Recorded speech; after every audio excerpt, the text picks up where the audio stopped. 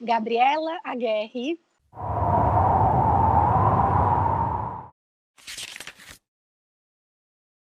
Você pode se apresentar para os insones leitores? Posso. Bom, meu nome você já falou. Eu sou... Ai, que difícil se apresentar, porque é também se definir, né? E isso que você falou é ótimo, porque o seu livro me parece se tratar disso em muitas medidas, mas eu sempre gosto de pedir para a pessoa se apresentar, porque a gente já sabe um tanto dela, não pelo currículo, mas pela apresentação, né? Mas olha, a gente sempre conta uma história da gente mesma, né? E a história que eu sempre conto e reconto, agora aos meus 46 anos, é dizer que eu sou uma jornalista, escritora, que moro no Brasil desde muito pequena, mas sou uruguaia. E trabalhei muitos anos com jornalismo, mas nos últimos 5, 6 anos me dedico quase que exclusivamente só à literatura. Ok, maravilhoso. E aí agora eu gostaria de te pedir para apresentar o livro Quarto Branco. Bom, esse foi um livro que eu escrevi há 4 ou 3 anos, né? Terminei de escrevê-lo há 4 anos, mas enquanto finalizei, as últimas preparações demoraram mais um tempo. Ele foi publicado no ano passado. Ele foi meu primeiro romance, é o primeiro romance que eu escrevi, minha primeira experiência de escrita de ficção, né? Eu, durante o período de jornalista, escrevi muito para meios de comunicação, mas uma escrita autoral num projeto pessoal, esse é o primeiro. E ele é um livro em primeira pessoa que conta a história de uma personagem chamada Glória, que lida com muitas perdas e está em busca de algumas questões que redefinam a sua identidade. Okay. É um pouco isso, um começo pode ser assim. Tá bem. Eu acho interessante isso que você fala, né, sobre a identidade e sobre sempre contarmos uma história sobre nós, né? Quer dizer, é sempre isso, na verdade, é sempre uma história que a gente inventa para dar conta da gente mesmo, né? E me parece que no seu livro, a personagem Glória tenta fazer consistir uma identidade para si. E posso apresentar as perdas, porque acho que isso está no início do livro, né? Ok. Então, a partir, né, da perda de um trabalho, de um emprego, a partir da notícia de que não poderá engravidar, a partir da descoberta de que o nome dela, né, bom, assim, você sabe que eu tenho uma irmã gêmea, né? Uhum. E eu já fiz essa pergunta para minha mãe quando era criança. Como você sabe que, assim, você sabe que eu tenho uma irmã gêmea, né? Uhum. E eu já fiz essa pergunta para minha mãe quando era criança. Como você sabe que eu sou Lua? Como você sabe que eu não era Lara? Em algum momento você me chamou de Lua e a partir de então eu passei a ser Lua. Então, ler essa passagem no seu livro foi muito emocionante para mim, assim, porque pude me reconhecer lá, mas eu acho que não precisa, o leitor não precisa ter uma irmã gêmea para se reconhecer nisso, porque sobre a identidade sempre nos perguntamos mesmo, né? E isso me emocionou muito, foi isso que eu te disse quando eu te conheci. Fiquei muito emocionada com essa passagem, é uma passagem muito forte. O Quarto Branco, Gabriela Aguerre. Ela ganhava uma cor arroxeada. Ainda pareceu tentar engolir o leite, que era mais uma vez oferecido. Engasgou e parou. Minha mãe soube que aquilo não era bom, nada bom. Ela não tinha chorado ao nascer, isso fazia sentido. Ela não está nem chorando agora, isso não fazia sentido. Vocês dois, o marido, alguém mais que não alcançou ver, saiam todos do quarto, por favor, disse ela. Respirou fundo. Tomou a bebê nos braços, segurou-a com um só e o outro esticou para molhar a ponta do dedo num copo d'água que também estava ali. Com o polegar umedecido, encostou-o na testa da pequena, fazendo o sinal da cruz. Eu te batizo, Glória. E na hora de pronunciar seu nome por completo, decidiu trocar o nome de suas filhas. Eu te batizo, Gaia. numa homenagem enviesada àquela que já tomava o caminho de volta, deixando a Glória na terra e a gêmea longe dela, o mais longe que se podia estar. E a personagem não está se havendo não só com a perda do trabalho, não só com a notícia de que não poderá engravidar, mas também com a descoberta de que perdeu um nome. Mas já isso me faz pensar assim, perdeu o nome que tinha ou ganhou o nome da irmã? Acho que isso já é uma questão assim fundamental, né? O que você acha, Gabriela? Olha, eu acho que é difícil, porque tem muitas coisas que eu fiz nesse livro das quais eu não tenho consciência. Uhum. Porque conscientemente eu sabia que eu queria contar essa história das gêmeas. Eu sabia que essa era uma história fundamental para mim, desde o início do projeto, desde a página 1. Eu sabia que qualquer história, qualquer embocadura tinha que contemplar a presença dessa irmã gêmea que morreu. E então eu sabia essa história que eu quero contar, essa história que eu quero contar. E eu fui atravessada por outros temas que também são importantes, mas eu sempre digo, essa história, esse livro contém a história das gêmeas. E aí o que eu acabei fazendo foi um jogo de espelhos muito grande, porque ao assumir o nome daquela outra, isso se refere à parte da minha história. Eu tinha uma irmã gêmea que se chamava Glória. Ah, ok. Uhum. Então a protagonista... Nasceu com o nome Glória e morreu com o nome Glória, Gabi? Então, há controvérsias. Eu Uhum. tenho algumas lembranças dessa história ter sido contada, da troca dos nomes, mas nenhuma evidência. E as Uhum. testemunhas não têm certeza. Sim. Então, isso não é um fato novo na minha vida. Eu lido com essa dúvida de ter ouvido a história e de procurar as evidências há muitos anos. Então, a dúvida faz parte da história. Não é possível saber o que realmente aconteceu. Uhum. Porque a principal testemunha diz que isso foi uma fabulação da minha parte. Uhum. Que é o que tá descrito no livro dessa Isso maneira, né? está descrito, isso é Uhum. fato. Eu descobri que tinha nascido com um nome diferente lá pelos meus 17 anos.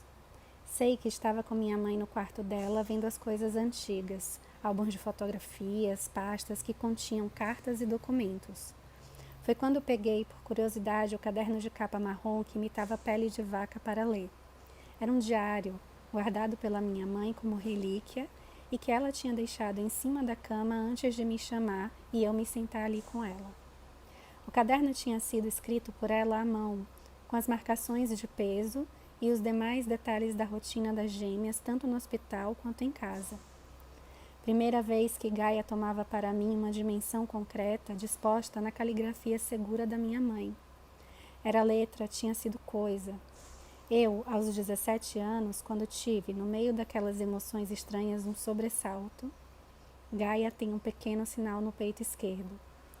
Eu sabia que era eu quem tinha um sinal no peito, que desapareceu antes de eu passar pela primeira menstruação. O peito crescer, saltar o mamilo tão rosa quanto a mancha, que no fim sumiu engolida pelo rosa ao redor. Como é isso, mãe? Aqui acho que você errou o nome. Errei nada, filha. O que aconteceu foi o seguinte. E então me contou o que pensava que sabia, o que penso que sei. É uma dúvida com a qual eu lido desde sempre e de alguma forma até me ajudou a simbolizar a perda na minha vida real, ponto. Mas ao A criar essa perda da sua irmã, é isso? a perda da irmã, né? Uhum. Ao longo da vida, né? Saber que há uma presença que não existe mais, mas que houve. Que Uhum. companhia era essa? Que metade? O que quer ser gêmea? Né? Tudo isso são questionamentos. Por isso que eu digo, conscientemente eu queria contar essa história, mas eu queria também fabular, também queria ficcionalizar, também queria representar, também queria universalizar. Uhum. Então, mas falar disso é entrar num jogo de espelhos, porque a protagonista se chama Glória e ela é em Sim, primeira pessoa. sim. Então, eu como Você é como se você restituísse vida à sua irmã. É isso, isso? ou como eu me permitisse realmente durante a escrita assumir um nome que em algum momento do meu inconsciente eu acho que perdi. Então, eu Uhum. entro nesse jogo eu mesma. Uhum. Então eu digo assim, bom, se eu posso ser Glória, se eu posso ser quem eu quiser, porque na escrita a gente pode ser quem a gente quiser, sem deixar de sermos nós, né? Ou porque é um jogo de espelhos. Então, para mim, é uma questão confusa. Eu não consigo Aham. dizer com clareza o que eu fiz. Eu não consigo dizer. Aham. Aham. Eu sei que eu contei uma história que, em parte, essa história das gêmeas tem traços da minha memória e da minha experiência, mas, em partes, não. Uhum. Uhum. Eu entrei realmente num jogo de imaginação que fizesse sentido na história, na narrativa, internamente. Não procuro que aquilo tenha ecos com realmente a minha biografia, Uhum. Uhum. confronte linha a linha, isso aconteceu, isso não, não. O jogo ali foi entrar completamente na ficção, respeitando o que eu achava que era importante trazer à tona, né? Mas eu não sei muito bem o que eu fiz, até eu escolher os nomes, porque Glória e Gaia para mim foi uma brincadeira. Aham. Aham. Mas Sim. isso acabou repercutindo em simbologias que os leitores e as leitoras têm percebido e falado assim, então Gaia terra, Glória ou não terra. E estamos diante de um momento em que se fala tanto que Gaia está em sofrimento. Uhum. Né? Uhum. Então eu acabei tocando em questões, aí sim, que não estavam no meu consciente, mas acabei criando Aham. símbolos novos. Ai, meu Deus. Olha, esse tema me emociona, vai ser, mas vamos lá, vai ser um pouco difícil para mim. Mas, então, ok, Gaia, você inventa uma Gaia e se mistura com a Glória. E aí, né, há uma dúvida, como você diz, né, um nome como enigma. E aí eu fico pensando em Julieta, né, o que é um nome? Uhum. Então, pouco importa, assim, penso eu, né, se em algum momento o meu nome era Lara ou Lua, porque quando eu ganho o nome Lua, ele passa a ser meu, né, passa a ser meu desde então, mas sim, né, ter alguém que esteve junto no útero, no nascimento, é muito louco, muito, muito louco, e você tem, assim, por um lado, se você segue com uma irmã gêmea, você tem alguém com imagem espelhada para toda a vida, e por outro lado, se você perde uma irmã gêmea, é conviver com essa ausência, né? Como presença, como você disse, né? Então, me parece que isso deixa marcas mesmo, né? A ausência. Alguém que fica presente enquanto ausente. Uhum. Tem vontade de falar sobre isso, Gabriela? Sim. Olha, Lua, a gente começou falando desse livro como um livro de perdas, e nós duas concordamos que o livro trata de perdas, de muitas perdas, né? Uhum. Mas o que eu tentei fazer é uma trajetória concreta, em que ela vai se confrontando com, a, com um processo mesmo de dúvidas. Então, primeiro, a gente pode falar que é uma dor, a dor da falta, o que me falta, né? Uhum. Uhum. Esse começo do livro é todo eu acho, de constatação de faltas, né? Então, isso eu não posso mais, isso me falta. Isso eu perdi, então isso me falta. Se eu olho para trás, então me falta essa Uhum. metade ou essa companhia garantida, né? E que também é ilusória. Então, tem primeiro um confrontamento com essa dor da falta, e aí Uhum. eu esse dilema. Então, assim, o que eu preciso é recuperar o meu nome, porque então, se nem o nome eu tenho, eu descobri que esse nome não era o meu, então esse nome eu preciso me haver com essas faltas para chegar a um estado mais pacificado mesmo com isso. Acho que essa é a trajetória da Glória no livro, se Uhum. pacificar com essas faltas. Uhum. Então, indo para o exemplo da gêmea, e falando um pouco de mim, né? É também ressignificar, Uhum. porque uma criança conviver com a ideia da perda de uma pessoa igual a ela é muito impactante, é muito forte. É como dizer, bom, então eu não tenho a amiga, tenho a parceira, então eu não tenho eu mesma, então eu não tenho o espelhamento. Então a criança lida isso com dor, porque é realmente. Às vezes me lembro da minha outra parte, da Gaia que foi embora. Sei que ela teria sido loira com cachos frouxos. Sei que riríamos, nos entenderíamos nas dores e no silêncio, nos adivinharíamos as frases, pentearíamos nossos cabelos, nos odiaríamos. Mas, ao mesmo tempo, ela vai elaborando também que ela é inteira, sendo assim, com a falta. Então, eu Bonito acho isso. quando eu escrevi, claro que roteirizando, porque a Glória se movimenta, ela anda, é um livro que transcorre em alguns dias, um pouco mais de uma semana, mas para cada momento tem um conflito, tem uma questão, né?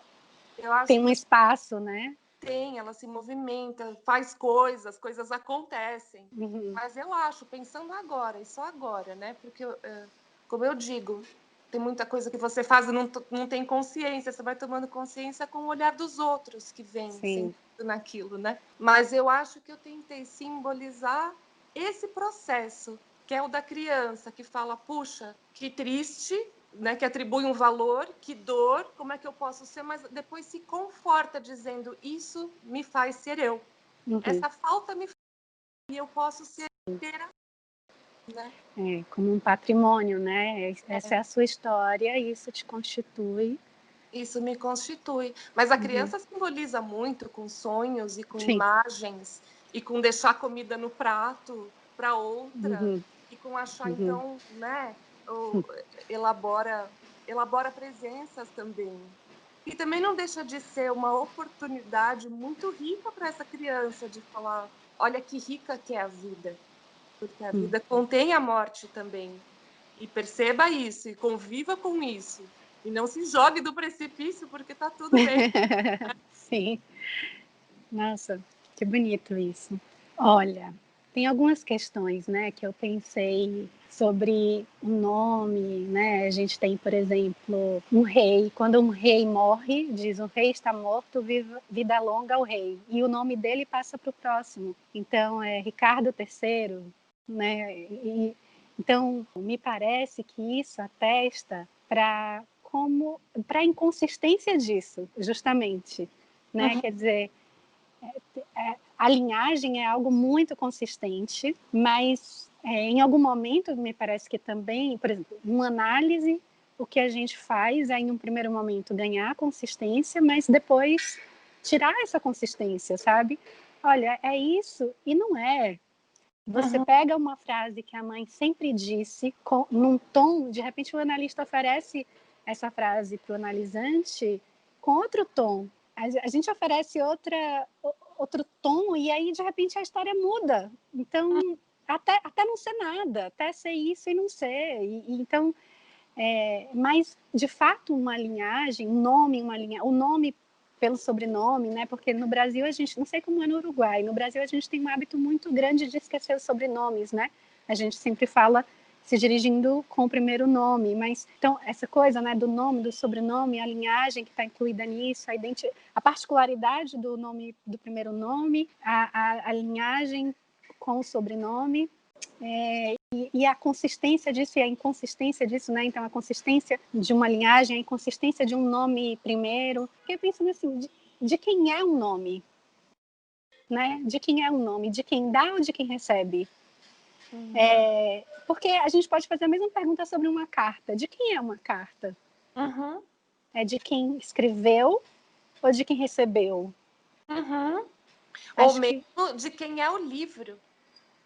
Eu não sinto mais que esse livro seja meu. Eu nunca voltei a ler o livro. É mesmo? Olha só. A não ser quando me pedem, né, participando de conversas, e aí eu abro com gosto, mas eu nunca mais o peguei. Depois que ele ficou pronto, ele não é mais meu.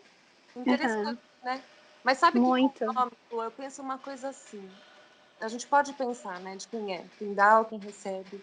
Mas tem algo que é tão automático, quando alguém chama o nosso nome, a gente se vira sem pensar. Sou eu, né?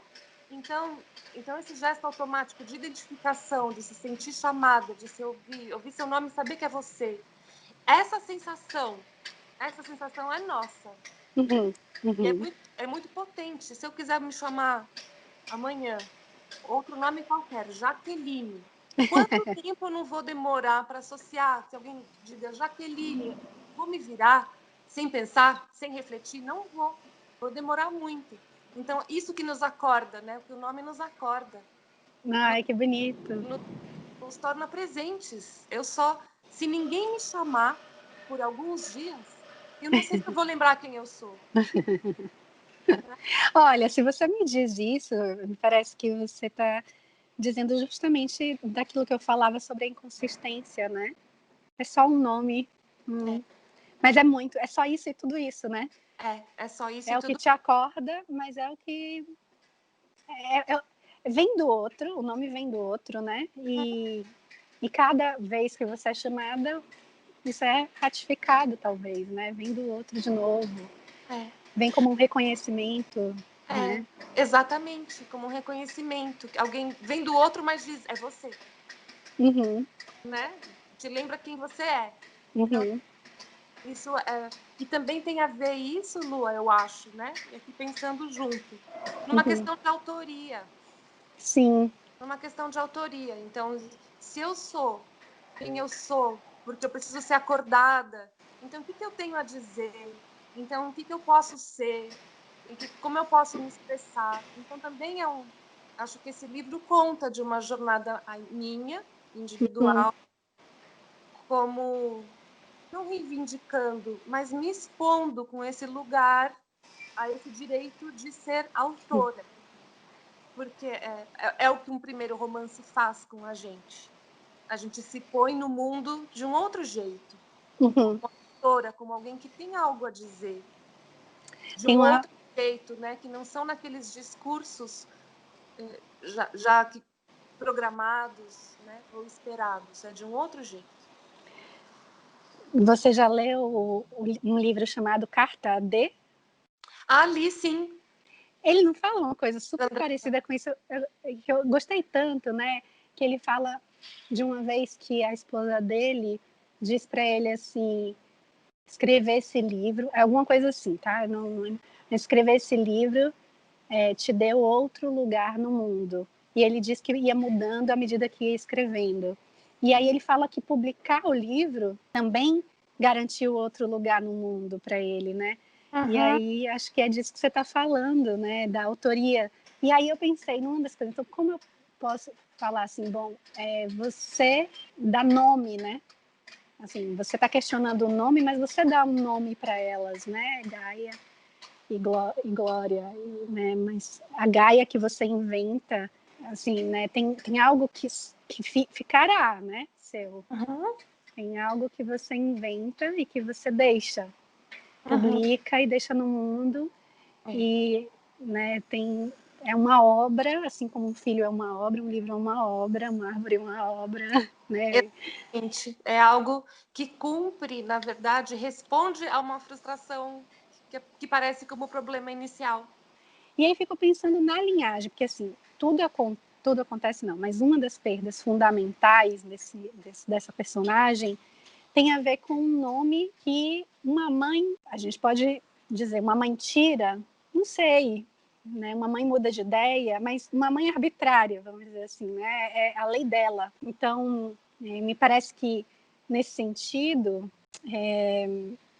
descobrir que não vai poder engravidar se torna um elemento a mais para lidar com a mãe, para lidar com a linhagem. Como é para você isso, Gabriela? Eu acho, Lua, que eu fui, à medida que fui escrevendo, fui encontrando e querendo colocar a Glória num dilema quase matemático. Então, a dúvida que ela se coloca é assim: se eu não posso, porque o livro começa com essa notícia, né? Ou seja, que se subentende que havia um desejo dela de investigar e de querer ter filhos, ou querer existir, continuar existindo, ou querer ver isso multiplicado dali para frente, né? Uma necessidade disso. E ela sabe que isso não será possível daquele jeito. Então, essa vai quebrada. Então, o dilema que eu tentei criar foi isso. É o ponto central do questionamento dela. Se eu não posso ser mais daqui para frente, e se eu não tenho a metade que me constituía e nem o nome que eu achava que tinha, quem eu sou então?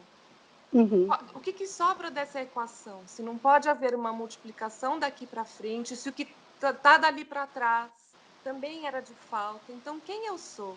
Dizendo assim, parece caraminhola, né? Para mim não parece. Não, mesmo dela, porque havia também uma necessidade de se mover, mas era isso, essa era a questão. Então, de investigação. E aí a decisão que ela toma. Então, eu posso fazer algo em relação ao passado, que é resgatar esse nome, mesmo como um gesto simbólico. Viagem de se haver com isso, que é o que ela faz. Em relação ao futuro, havia pouco a decidir, a não ser se mover, a não ser se movimentar, a não ser tomar para si o direito de não saber o que fazer. Mas ela faz o que ela consegue, o que era possível, porque era isso, quando você diz de observação de linhagem ou de uma contemplação de continuidade, esse vazio olhando para trás, essa consciência, né? Sim, tudo isso importava ali, mas que eu enxerguei e enxergo como uma equação que movimenta a personagem naquele momento.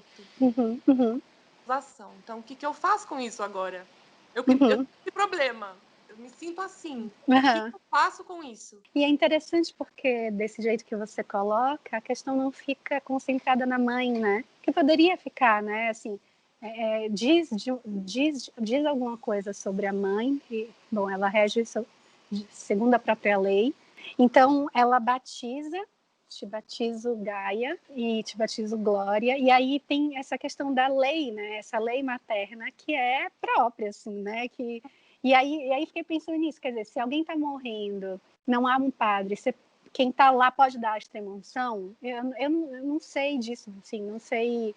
Mas se alguém está morrendo, pode ser batizado por quem está lá, né? São questões interessantes. E aí a questão da lei me parece que o seu livro, sem declarar isso, acaba tocando nisso, né? Sim. É bonito você ter reparado nisso. Mas eu acho que, sabe, Lua, nesse momento, não há julgamento possível em cima dessa mãe. Não, sem dúvida. Nem julgamento, nem olhar crítico, não há nem distanciamento possível, porque se observarmos esse momento, né, de uma mãe com uma bebê no colo, prestes a morrer, ela intui, mas sabe. As duas Sim. coisas. Ela tem a intuição e sabe, tem a certeza também. Sim, sim. Então, nesse momento, tudo é permitido a essa mãe. Qualquer coisa é permitida e qualquer coisa se perdoaria. Dentro desse âmbito, né, de o que fazer com isso, eu tenho intuição, eu sei. Então, eu criei esse momento que pode parecer arbitrário, pode parecer sem sentido, mas por que trocar? Que símbolo há nisso? Mas tudo se perdoa dessa mãe, eu acho. Até as dúvidas que a outra resistente vai ter a partir desse gesto de não entender, mas por que eu então ganho esse ônus de ganhar o nome de quem não está mais aqui? O que isso vai significar para mim? O que você quer dizer com isso? Que fardo eu vou ter que carregar? Por que eu não posso ser quem eu sou só? Por que eu não posso ser só isso? Por que eu tenho que ter uma outra coisa? Por que você está me dando esse peso? Então, essas coisas não se questionam, tem que se lidar com isso. Né? Mas eu acho que mas é interessante você falar em relação a ritos. Eu acho que, dentre a crença mesmo do que se diz dos ritos católicos ou cristãos, botando a intenção e significando e observando com amor e pureza, eu acho que tudo é permitido dentro dessa cultura, né? Então, se eu te digo esse é o pão e agora vamos dividir esse pão, é uma forma de simbolizar no pão a comunhão. Quem acredita que isso é reproduzir ritos da igreja, eu acho que está tudo bem, eu acho que seria permitido. Que interessante isso que você está falando, Gabriela, porque daí você vai mesmo para o fundamento da religião católica, né, que é o amor, e é dessa lei que se trata a religião. É muito interessante isso que você está falando, porque parece que ali, né, naquele momento em que essa mãe sente, bom, esse bebê vai morrer, parece que tem ali algo de um momento assim de epifania, porque isso não quer dizer nada sobre ela, mas que tem algo ali de um fora da lei, tipo assim, aqui nesse momento agora eu posso tudo, né? Que é também assim, pô, o que você faz diante da morte de um filho, né? Ela fez isso. Uhum. E aí me parece que tem uma coisa mesmo de uma... Não tá mais no simbólico, né? Talvez não... Sempre tá, mas assim, não é...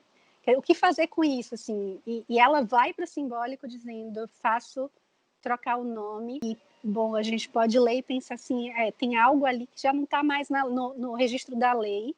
Uhum. E aí você faz alguma coisa com isso, tá no registro do amor. Uhum. Achei muito bonito isso. E aí o que fica também, né, assim, tem um resto disso, né, e você diz, o que eu faço com isso? Porque aí um corpo passa a ser suporte de um nome, né? Uhum. Então, é preciso que Glória continue no livro, né? No livro é preciso que Glória continue, a Glória não pode morrer, a Glória fica. Então, é como se você dissesse, bom, e o que eu faço com o meu corpo, que virou um suporte, né, de um nome. Achei muito bonito, muito interessante isso. Você me surpreende porque eu estava lendo por essa via de, assim, né, o simbólico, o registro simbólico e quando você fala do amor e fala, bom, a religião é do amor que se trata, então voltou para o registro simbólico também, né? Mas não digo que seja que ali as questões se resolvam assim. Sim. Uhum, porque uhum. há uma relação entre mãe e filha que também é delicada, que Uhum. também tem coisas que não se resolvem, que não se explicitam, tem rancores e raivas, tem tudo, né? Uhum. Como é a relação de uma mãe com uma filha e de uma filha com a mãe, né? Eu acho, né? Eu Uhum. acho.